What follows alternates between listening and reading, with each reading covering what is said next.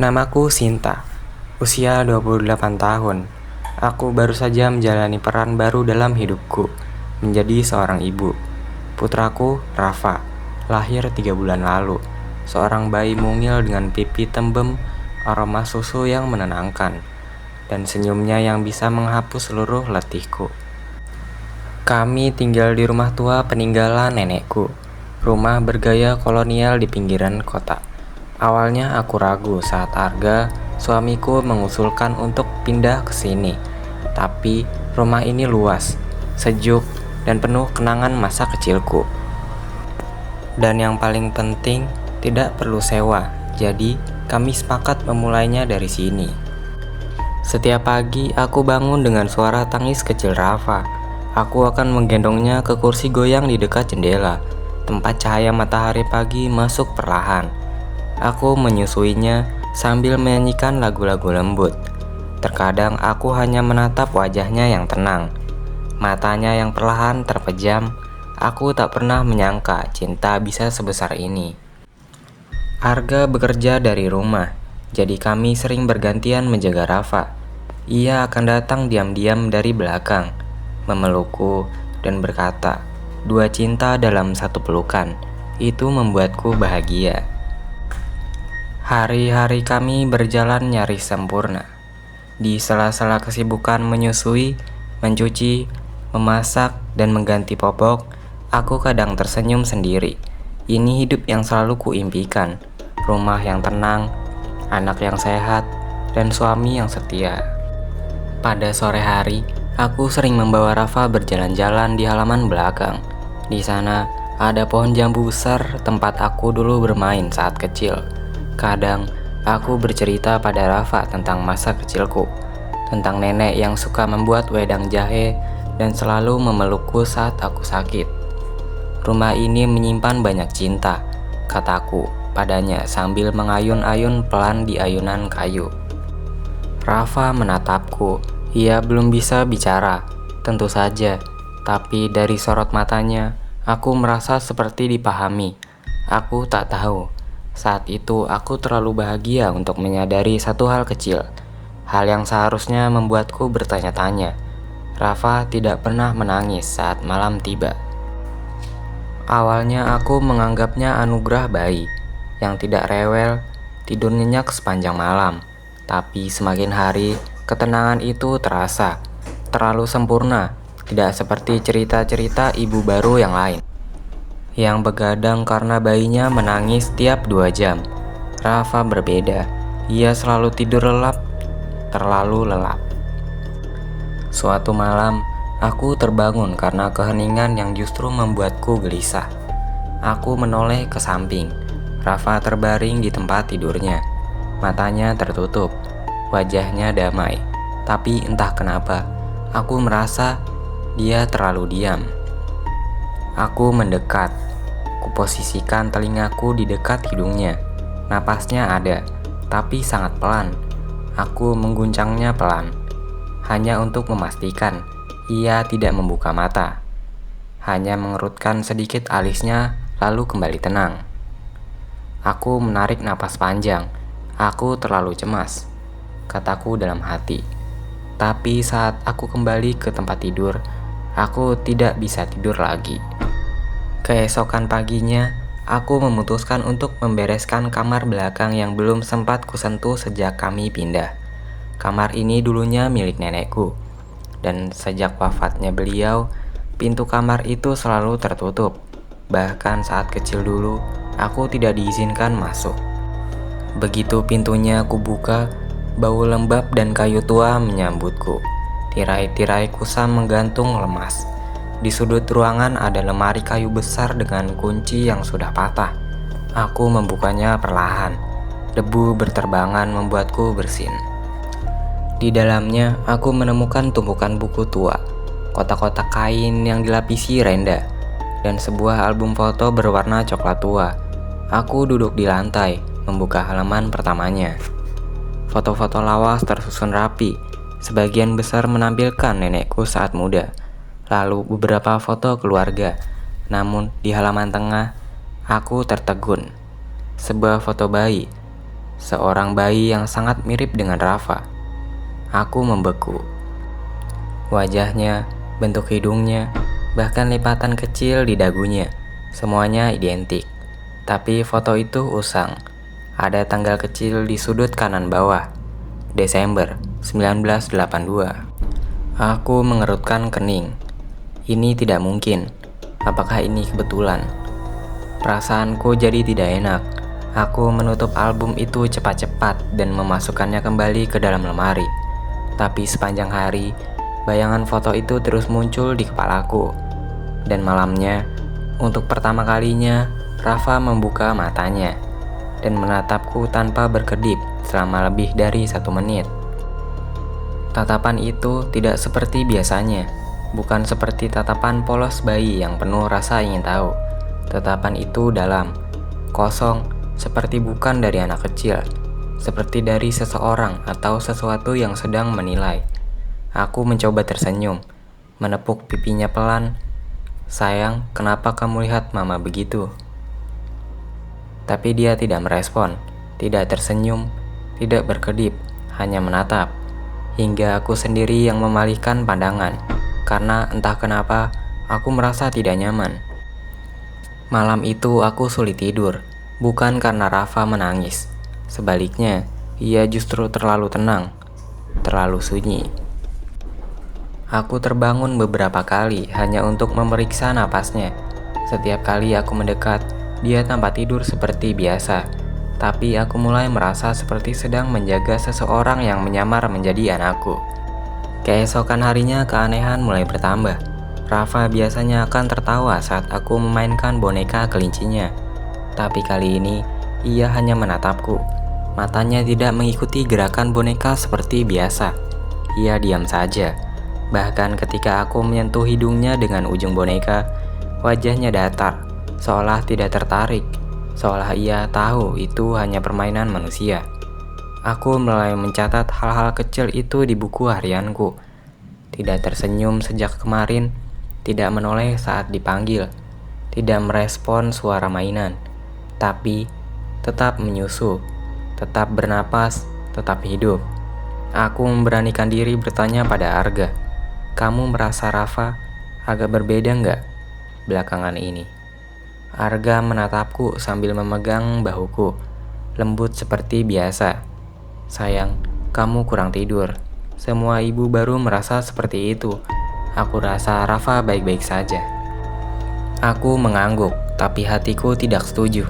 Sore itu, saat aku menyusui Rafa di dekat jendela, aku menangkap bayangan di cermin lemari yang menghadap kami. Aku menoleh sekilas ke arah cermin, dan detak jantungku berhenti sejenak. Di sana, pantulan diriku memang sedang menyusui, tapi Rafa dalam cermin tidak sedang menyusu. Ia duduk tegak di pangkuanku, menatapku tersenyum aneh. Mata pantulannya tidak sama seperti Rafa yang ada di pelukanku. Aku memejamkan mata, menggeleng pelan, lalu membuka mata lagi. Dan di pelukanku, Rafa tetap tidur, bibirnya menempel di dadaku. Aku tidak bisa menjerit, tidak bisa menangis, tapi untuk pertama kalinya aku merasa mungkin aku tidak sedang tinggal bersama bayiku. Mungkin aku tinggal bersama sesuatu yang menyerupainya. Sejak malam itu, aku mulai menghindari cermin. Entah kenapa, aku merasa bayangan di sana tahu sesuatu yang tidak aku ketahui. Dan anehnya, semakin aku berusaha menjauh, semakin sering aku menangkap bayangannya. Di permukaan sendok, kaca jendela, layar ponselku yang gelap, selalu saja muncul pantulan Rafa yang tidak bergerak serupa aslinya. Pernah suatu malam, aku hendak menidurkan Rafa dan tanpa sengaja melihat ke arah lemari kaca. Di sana, Rafa dalam pelukanku sedang menatap langsung ke arahku. Matanya tidak berkedip, kepalanya sedikit miring, tapi bayi yang sedang kupeluk sedang tertidur. Aku mendekatkan wajahku ke pantulan itu, mencoba meyakinkan diriku kalau ini hanya perasaanku. Tapi sesaat kemudian, Rafa dalam cermin tersenyum dan mengangkat tangannya perlahan, seolah melambai kepadaku. Tangannya tidak bergerak di dunia nyata, hanya di sana, di cermin. Aku menjerit, tertahan dan menutup wajahku dengan kedua tangan. Setelah beberapa menit, aku memberanikan diri membuka mata. Rafa tertidur seperti biasa, dengan tangan kecilnya menggenggam selimut. Tidak ada yang berubah, tapi sejak malam itu, aku merasa rumah ini memperhatikan aku. Pagi harinya, aku mencoba mencari jawaban logis. Aku membaca artikel tentang halusinasi pasca melahirkan, tentang kelelahan ibu menyusui, tapi semuanya terasa tidak cocok. Aku tahu apa yang kulihat. Aku tahu rasa dingin yang menjalari tengkukku tiap kali pantulan itu menatapku lurus. Hari demi hari, Rafa semakin asing. Kadang ia menatapku sambil tersenyum kecil, tapi tidak ada kehangatan di dalamnya, seperti senyum pura-pura yang hanya ingin menyenangkan atau menyembunyikan sesuatu. Pada malam ketujuh sejak semua ini dimulai, aku mencoba melakukan sesuatu yang tidak biasa. Aku menempatkan Rafa di ranjangnya, lalu berdiri di depan cermin besar di kamar, menghadap bayanganku sendiri. "Kalau kau bukan Rafa," bisikku, "siapa kau?" Tidak ada jawaban. Tapi lampu kamar tiba-tiba meredup. Padahal tidak sedang mati listrik. Rafa atau siapapun itu tertawa kecil di ranjangnya, lalu mengoceh seperti biasa. Tapi saat aku melihat ke arah cermin, tubuh kecil dalam pantulan itu tidak bergerak sama sekali. Hanya menatapku dan tersenyum, dengan mata yang tidak berkedip. Kegelisahanku semakin menjadi, tidak hanya karena keanehan Rafa, tapi juga karena perasaan aneh yang menyelimuti rumah ini. Semakin aku mencoba memahami, semakin rumah ini terasa seperti sesuatu yang menekan, yang mengawasi. Pada malam itu, setelah Arga tidur, aku terbangun dan memutuskan untuk mencari jawaban. Aku tahu aku harus menemukan sesuatu yang bisa menjelaskan semua ini. Aku kembali ke kamar belakang yang sudah lama aku tutup. Ketika pintu tua itu kubuka, udara dingin menyambutku. Ruangan itu gelap. Hanya ada cahaya rembulan yang masuk melalui jendela sempit. Aku meraba-raba, mencoba menemukan buku atau benda apapun yang bisa memberi petunjuk. Tiba-tiba tanganku menyentuh sebuah kotak kayu kecil di sudut lemari. Kotak itu terlihat sangat tua, dengan ukiran rumit yang mencuri perhatianku. Aku membukanya, dan di dalamnya ada beberapa surat yang tampak sudah usang. Salah satunya bertuliskan nama nenekku. Aku menarik surat itu keluar. Dengan hati-hati, aku membuka lipatannya. Tulisannya kecil dan rapi, seperti tulisan orang yang sudah terbiasa menulis dalam keadaan sulit. "Jika surat ini ditemukan oleh keturunan yang masih tinggal di rumah ini," tulis nenek, "maka mereka harus tahu bahwa rumah ini bukan sekedar rumah. Ada penjaga yang datang pada saat tertentu. Penjaga ini datang dengan menyamar. Ia akan menyukai hal-hal yang kita cintai. Ia akan mendekat dengan cara yang tak kita sangka. Dan hanya ada satu cara untuk memastikan. Pergilah ke kamar belakang saat bulan purnama. Baca doa yang tertulis dalam buku tua itu, dan panggil penjaga. Itu dengan hati yang tulus. Tapi hati-hati, karena jika kau salah, kau akan kehilangan apa yang kau cintai." Hatiku berdebar kencang. Aku membaca surat itu berulang kali. Penjaga. Apa yang dimaksud nenek dengan itu? Kenapa harus di kamar belakang? Mengapa tidak ada yang pernah memberitahuku tentang ini? Tiba-tiba, aku mendengar suara langkah kaki di luar ruangan, membuatku terlonjak. Aku menutup kotak itu dan cepat-cepat bersembunyi di balik lemari. Rafa, bayiku, berjalan pelan ke arahku. Aku gemetar. Kenapa dia di sini? Seharusnya ia tidur. Aku baru saja meninggalkannya di ranjang. Matanya menatapku dalam-dalam, sama seperti yang kulihat di cermin, tanpa suara, tanpa gerakan lain selain tatapan itu. Aku menahan napas, memandangi bayiku yang sekarang berdiri tegak di hadapanku, dan dalam hati aku bertanya-tanya, apakah ini benar-benar Rafa? Detak jantungku terasa mengalir begitu cepat, hampir seperti berdetak di luar tubuhku. Anak kecil itu, bayiku, berdiri diam dengan tatapan yang kosong, penuh kebekuan. tak menunjukkan rasa takut atau kebingungannya. Aku merasa seperti sedang memandang sesuatu yang bukan manusia, sesuatu yang lebih tua, lebih tajam, sesuatu yang tidak seharusnya berada di tempat ini. "Apa yang kamu inginkan?" bisikku dengan suara tercekat. Rafa atau entitas yang menyerupai Rafa tidak bergerak. Ia hanya menatapku lebih dalam, seolah mencoba membaca pikiranku. Aku bisa merasakan udara semakin berat di sekitar kami. Bau lama, sejuk dan lembab dari rumah tua ini seperti menguar dan menutup semua ruangan di sekitarku. Tanpa berpikir panjang, aku berlari keluar dari kamar itu. Menuju ruang tamu, aku mencoba berpikir jernih. Ada yang salah. Aku tahu itu. Nenekku pasti tahu sesuatu yang tidak bisa dijelaskan dengan logika. Aku memutuskan untuk mencari buku yang disebut dalam surat itu. Buku tua yang disembunyikan nenekku di rumah ini. Rasa takutku semakin menumpuk saat aku mencari-cari di rak buku lama.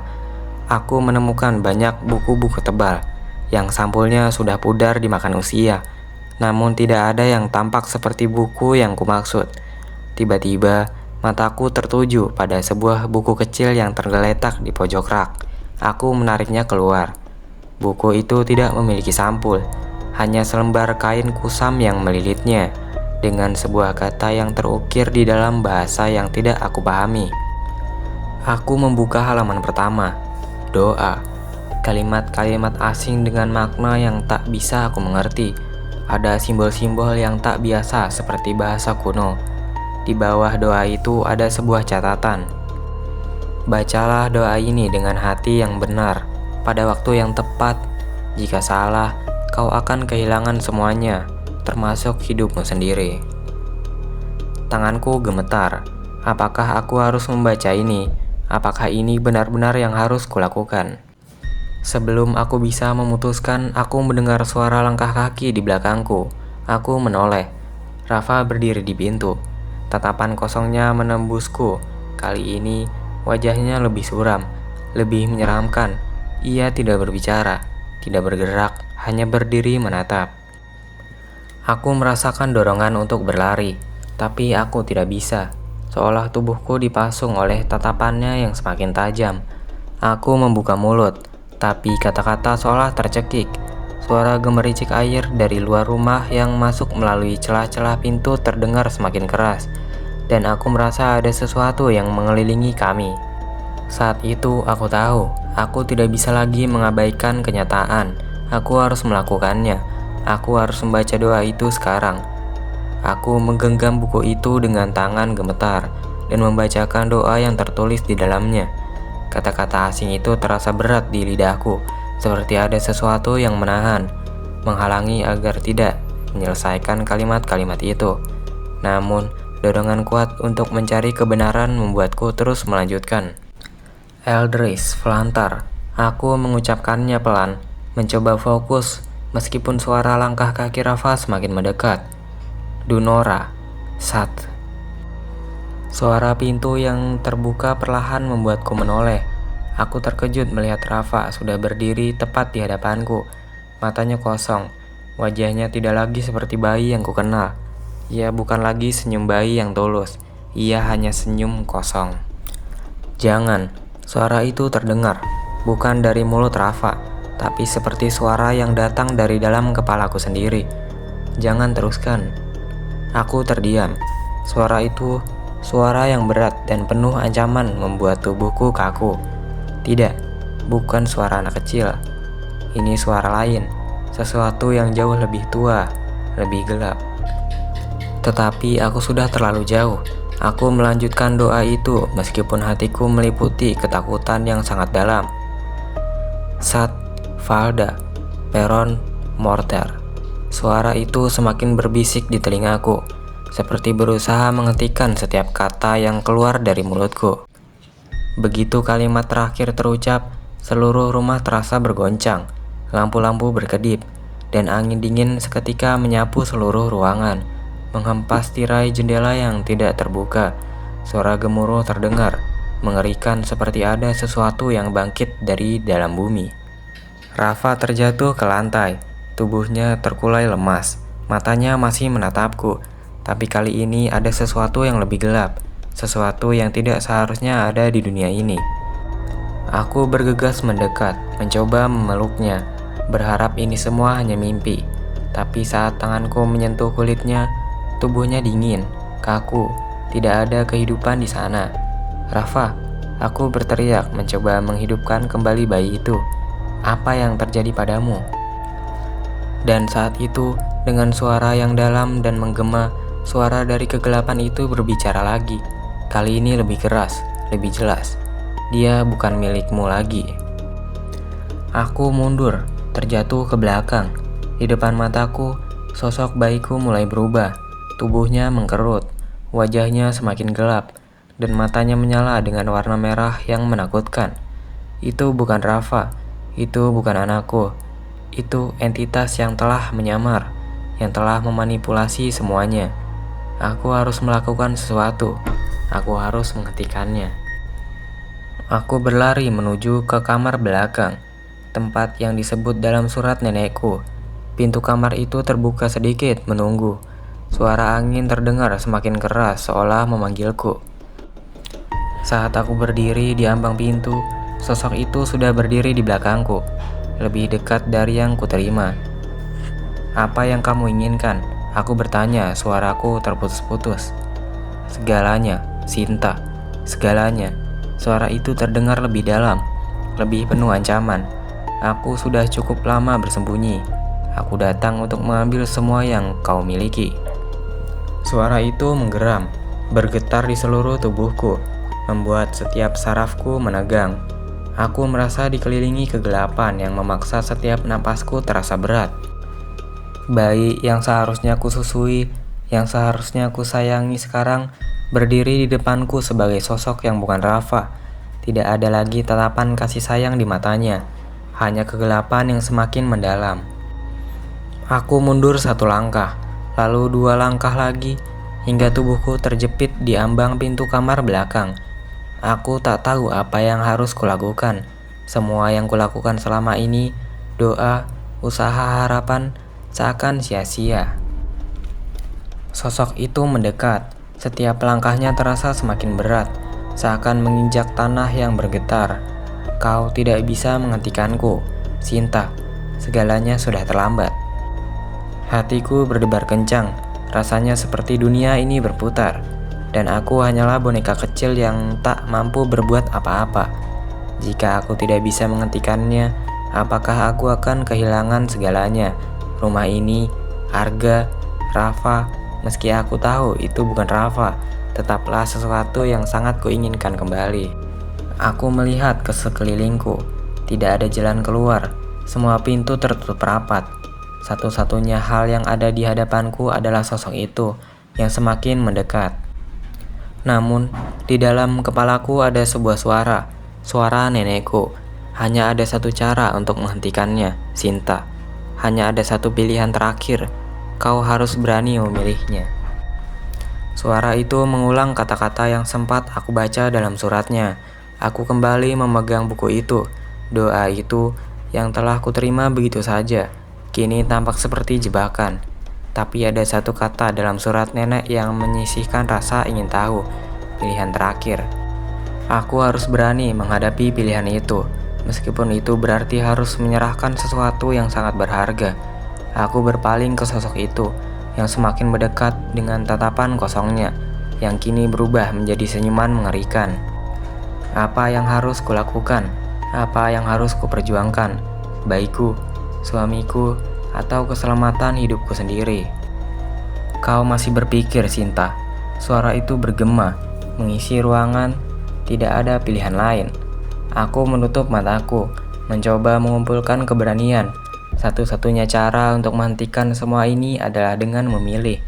Memilih apakah aku akan terus hidup dalam bayang-bayang kegelapan ini, atau memilih untuk melepaskan semuanya, segala yang aku miliki, demi menghentikan sosok ini, meski aku tahu harga yang harus kubayar sangat tinggi. Dan saat itu, aku tahu apa yang harus kulakukan. Aku membuka mata, menatap tajam pada sosok itu, dan berkata dengan suara yang mantap, "Aku memilih untuk melepaskanmu." Kata-kataku menggema di ruangan yang dingin dan hampa. Sesaat, dunia terasa terhenti. Waktu berhenti berjalan, dan semua yang ada di sekitar kami hanya terasa seperti bayang-bayang yang membeku. Aku merasakan tekanan yang luar biasa, seolah seluruh tubuhku dihimpit oleh kekuatan yang tidak terlihat. Sosok itu berhenti sejenak. Tatapannya berubah tajam, lebih mengerikan dari sebelumnya. Aku bisa merasakan hawa dingin yang semakin memekat, menggigit kulitku, dan rasa takut yang mengalir seperti listrik di seluruh tubuhku. Wajahnya semakin mengeriput, ekspresinya berubah menjadi penuh kebencian. "Kau pikir kau bisa melepaskan diri begitu saja?" Suara itu terdengar lebih dalam, lebih seram. "Aku sudah ada di sini terlalu lama. Segalanya sudah menjadi milikku, termasuk kamu." Aku bisa merasakan sebuah kekuatan menyeretku, menarikku lebih dalam ke dalam kegelapan yang memenuhi ruangan. Setiap inci tubuhku merasakan perasaan seperti tenggelam ke dalam lubang yang tak berujung. Namun, ada satu hal yang tetap kuingat. Satu kalimat yang diulang nenekku dalam surat itu. Hanya ada satu pilihan terakhir. Aku menggenggam buku itu erat-erat. Tanpa pikir panjang, aku kembali membacakan doa itu. Meskipun kata-katanya terasa semakin berat, semakin sulit untuk diucapkan. Setiap kata yang keluar dari mulutku seakan melawan kehendak sosok itu, membuat udara di sekitar kami semakin tegang. Namun semakin aku membaca, semakin kuat pula tarikannya. Suara yang datang dari sosok itu semakin menggema, seperti ratusan suara bersatu, saling berteriak memecah kesunyian. "Tidak akan ada yang bisa mengubah takdirmu, Sinta," teriaknya. Suaranya membuat dinding ruangan bergetar. "Aku akan mengambil segalanya." Aku merasa seperti tubuhku mulai terpisah dari tanah, seperti sedang melayang di udara. Kegelapan itu semakin mendekat, menelan segalanya. Aku berusaha mengerahkan seluruh tenaga untuk tetap bertahan, meskipun rasanya seperti melawan sesuatu yang lebih besar dari diriku sendiri. Dan di saat itu, aku melihat bayangan nenekku. Entah itu nyata atau hanya halusinasi, aku tidak tahu. Tapi bayangan itu menatapku dengan penuh harapan. Di tangan nenekku ada sebuah kunci yang bersinar dalam kegelapan. Aku tahu apa yang harus kulakukan. Dengan sisa tenaga yang ada, aku berlari menuju lemari yang ada di sudut kamar. Di sana, di balik papan kayu yang usang, aku menemukan sebuah kunci kecil yang tersembunyi. Kunci itu sama dengan yang aku lihat di bayangan nenekku. Aku bergegas menuju pintu kamar belakang yang tadi terlepas dari perhatian. Dan dengan gemetar, aku memasukkan kunci itu ke dalam lubang kunci. Pintu itu terbuka perlahan, mengeluarkan suara berderit yang menusuk telinga. Aku bisa merasakan bahwa pintu itu adalah jalan satu-satunya menuju kelepasan atau kehancuran. Namun, begitu pintu terbuka sepenuhnya, aku melihat sesuatu yang mengejutkan. Sebuah ruangan kosong yang tidak pernah aku lihat sebelumnya. Di tengahnya, ada sebuah meja kecil dengan benda-benda yang tergeletak begitu saja. Di atas meja itu, terdapat sebuah cermin besar. Cermin yang terlihat sama seperti yang ada di ruang tamu. Dan di dalam cermin itu, aku melihat ada Rafa. Tetapi kali ini, ada yang berbeda. Ia berdiri di sana, bukan dengan tatapan kosong, melainkan dengan ekspresi yang penuh dengan penderitaan. Matanya yang sebelumnya penuh kegelapan, kini penuh dengan air mata. Aku merasa hatiku tertekan. Ini bukan sekedar bayangan, ini adalah jiwa yang terperangkap. Rafa, atau entitas yang telah menguasainya, kini menunjukkan sisi lain yang penuh dengan penderitaan. Aku tahu ini adalah kesempatan terakhirku. Aku harus membuat pilihan, memilih antara menyelamatkan Rafa atau menghancurkan entitas itu untuk selamanya. Meskipun aku tahu harga yang harus kubayar sangat tinggi. Tatapan di cermin itu membuatku terhenti. Wajah Rafa, meski kini terperangkap di dalam tubuh yang tidak lagi sepenuhnya miliknya, menunjukkan kepedihan yang mendalam. Aku bisa merasakan jiwanya terperangkap, berteriak di dalam diam, meminta pertolongan yang tidak bisa ia suarakan, begitu dekat namun begitu jauh. "Rafa," bisikku, suara hampir hilang. tenggelam dalam deru napasku yang panik. Apa yang harus aku lakukan? Aku tidak bisa membiarkanmu terus terjebak seperti ini. Namun, saat aku melangkah lebih dekat ke cermin, suara itu yang mengerikan dan penuh ancaman kembali bergema di ruangan itu. Semakin keras, semakin menakutkan. Jika kau mencoba menyelamatkannya, kau akan kehilangan segalanya. Kalian akan tetap terjebak selamanya, Sinta. Aku akan mengambil semuanya. Sosok yang mirip dengan Rafa itu mulai bergerak. Tangannya terangkat perlahan, mencoba meraihku melalui cermin. Ia menatapku dengan ekspresi yang sulit dijelaskan. Kesakitan, kebingungan, dan sesuatu yang lebih dalam. Sesuatu yang tidak bisa aku sentuh dengan kata-kata. Aku tahu apa yang harus dilakukan, tapi pilihan ini, keputusan ini terasa begitu berat. Di dalam diriku ada perasaan yang tidak bisa dijelaskan. Aku tidak bisa membiarkan anakku, meskipun bukan Rafa yang asli, terus menderita. Aku tidak bisa menyerah begitu saja. Aku harus berjuang. Aku mengangkat tangan dan perlahan menyentuh permukaan cermin. Di baliknya, Rafa atau apapun yang terperangkap di sana mengeluarkan tangannya, mencoba meraihku, memohon untuk diselamatkan. Aku bisa merasakan ada sesuatu yang sangat kuat yang menghubungkan kami. Apakah ini ibu yang ada di dalam diriku? Ataukah ada ikatan yang lebih dalam lagi yang menghubungkan jiwa kami?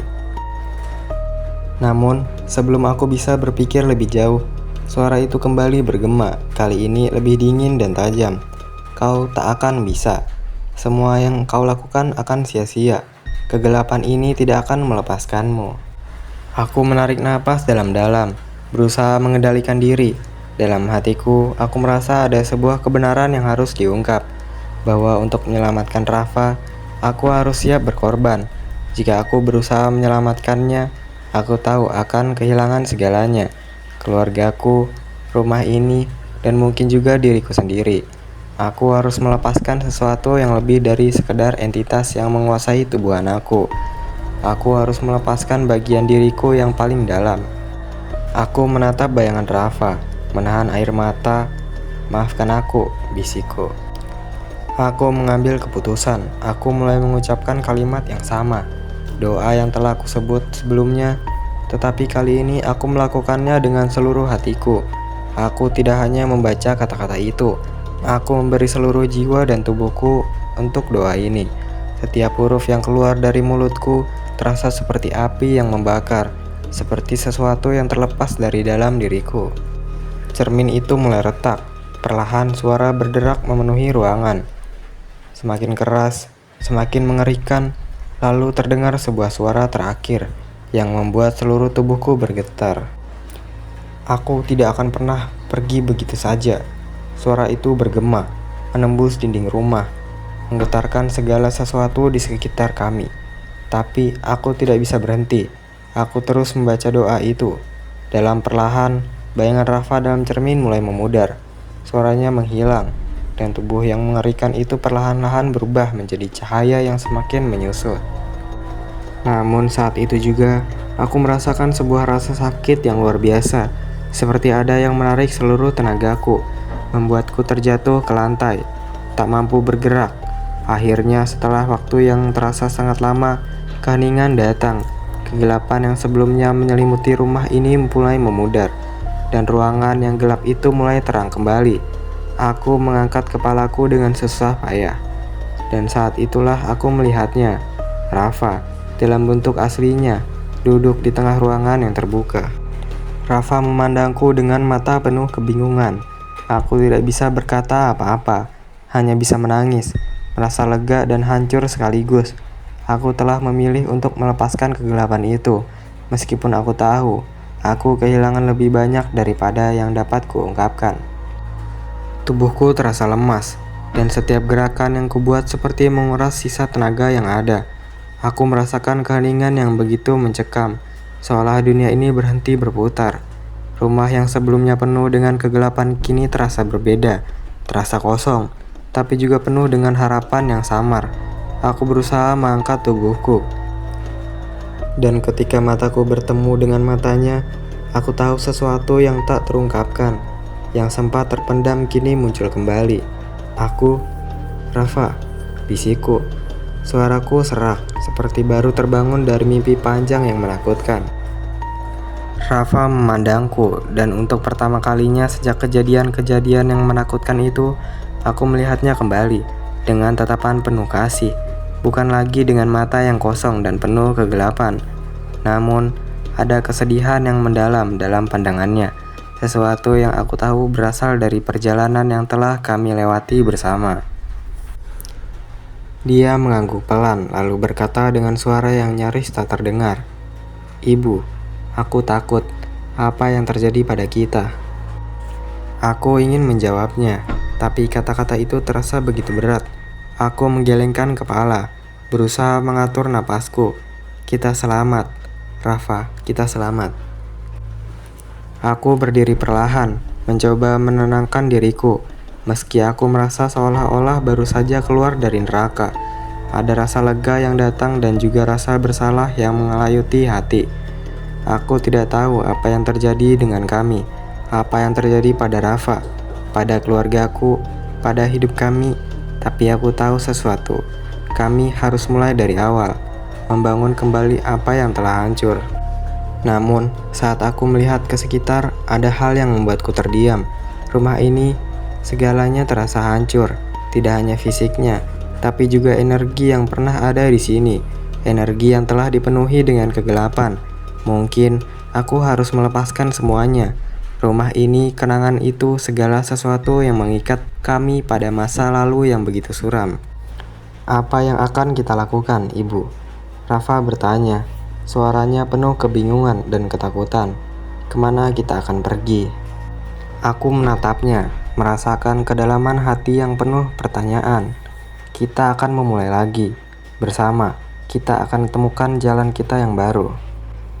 Namun saat aku mencoba menyusun kata-kata untuk meyakinkan diri sendiri, tiba-tiba terdengar suara langkah kaki di luar ruangan. Aku menoleh dengan cepat, dan sosok yang muncul dari belakang pintu membuat jantungku serasa berhenti berdetak. Arga.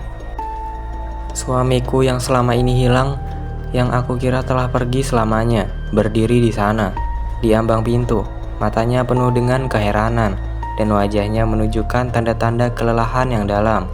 Namun, yang lebih mengejutkan lagi, ada rasa takut yang sangat besar di matanya, seolah dia juga baru saja keluar dari mimpi buruk yang tak berujung. Apa yang terjadi?" Arga bertanya. Suaranya serak, seolah tak percaya dengan apa yang dilihatnya. "Sinta, Rafa, kalian baik-baik saja?"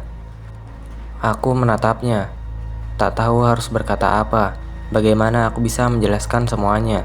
Bagaimana aku bisa mengungkapkan semua yang telah terjadi tanpa membuatnya merasa takut atau kehilangan arah?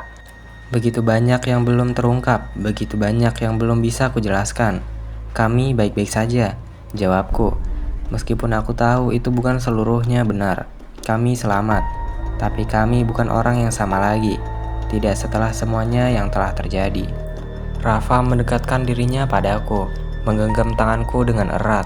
Aku merasakan kekuatan dalam genggamannya, kekuatan yang selama ini mungkin telah tertidur. Tetapi di balik itu, ada ketakutan yang mendalam, ketakutan yang sama dengan yang kurasakan. Arga mendekat, menatap Rafa dengan rasa ingin tahu dan kebingungan yang besar. Apa yang terjadi padanya, Sinta?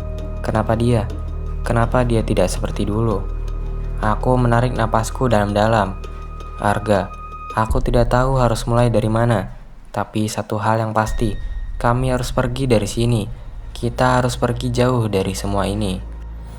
Arga menatapku, seperti ingin mengatakan sesuatu, tetapi tidak tahu bagaimana. Aku tahu dia pun merasakan beban yang sama. Apa yang harus kami lakukan sekarang? Kami harus menghadapinya bersama-sama. Aku menatap Rafa, kemudian Arga, dan dengan suara yang tegas berkata, "Kita akan pergi. Kita akan memulai hidup baru. Semuanya akan berubah. Tapi kita akan berjalan bersama, melewati apapun yang akan datang." Suara itu menggema di pikiranku, mengalir seperti aliran air yang membersihkan semua jejak kelam yang pernah ada. Aku menatap Arga dan Rafa, dengan penuh keyakinan. Kami tidak tahu apa yang akan kami hadapi setelah ini, tetapi satu hal yang pasti, kami tidak akan pernah lagi berjalan sendirian. Kami akan bersama-sama menyelami kehidupan baru yang penuh dengan harapan dan tantangan. Arga akhirnya mendekat dan menggenggam tanganku. Matanya penuh dengan penyesalan dan cinta. Aku minta maaf, Sinta. Aku tidak tahu bagaimana aku bisa meninggalkanmu. Aku seharusnya ada di sini bersama kamu saat kalian membutuhkanku. Tapi aku berjanji aku tidak akan pernah pergi lagi. Aku menatapnya, tidak ada rasa marah yang tersisa. Hanya ada rasa haru yang memenuhi dadaku. Kita semua pernah hilang, Arga. Tapi yang penting sekarang kita ada di sini bersama. Rafa yang berdiri di sampingku memandang kami berdua. Ada kedamaian yang kini terpantul di wajahnya, meskipun kelelahan masih terlihat di matanya. Anak ini telah melalui begitu banyak, terlalu banyak, tapi di matanya aku bisa melihat ada sesuatu yang mulai tumbuh. Kekuatan baru, keberanian yang perlahan muncul dari kegelapan yang pernah menjeratnya. Kita akan melalui semuanya kan, Ibu? Tanya Rafa dengan suara lembut, hampir seperti sebuah harapan yang ragu. Aku mengangguk dengan penuh keyakinan. Iya Rafa, kita akan melalui semuanya bersama. Tidak ada lagi yang bisa menghentikan kita. Dengan satu langkah, kami bergerak menuju pintu, membuka lembaran baru dalam hidup kami. Kami meninggalkan rumah yang telah menjadi saksi dari begitu banyak penderitaan dan kehilangan. Rumah yang telah penuh dengan bayang-bayang kegelapan, kini harus menjadi bagian dari masa lalu. Kami tidak bisa terus terikat pada tempat ini, pada kenangan yang hanya akan membuat kami terjebak. Saat kami melangkah keluar, udara segar menyambut kami. Langit yang cerah seolah memberikan kami harapan baru. Kami masih bisa memulai dari awal, memperbaiki segala yang telah hancur. Dan meskipun perjalanan kami ke depan tidak akan mudah, aku tahu bahwa selama kita bersama, tidak ada yang tidak mungkin. Di kejauhan, aku melihat matahari terbenam, cahaya yang perlahan menghilang di balik cakrawala. Tetapi di balik itu, aku tahu bahwa di setiap akhir ada awal yang baru. Mungkin perjalanan kami baru saja dimulai. Mungkin kami harus menghadapi lebih banyak rintangan di masa depan. Tapi satu hal yang pasti, kami tidak akan pernah menyerah. Kami akan tetap bersama, tak peduli seberapa gelap pun jalan yang kami tempuh. Kita bisa melakukannya, aku berbisik, lebih kepada diriku sendiri, meski Arga dan Rafa ada di sampingku. Mereka mengangguk, dan untuk pertama kalinya dalam waktu yang sangat lama, kami tersenyum bersama. Aku tahu perjalanan ini belum berakhir, tapi ini adalah awal baru, awal yang penuh harapan. Dan meskipun perjalanan kami masih panjang, aku tahu kami akan terus berjalan, bersama melewati kegelapan, mencari cahaya, dan memulai hidup baru yang penuh dengan kebahagiaan yang tak tergantikan.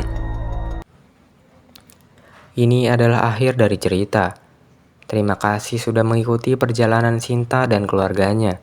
Harapnya cerita ini memberikan pelajaran tentang keberanian, pengorbanan, dan harapan yang tidak pernah padam.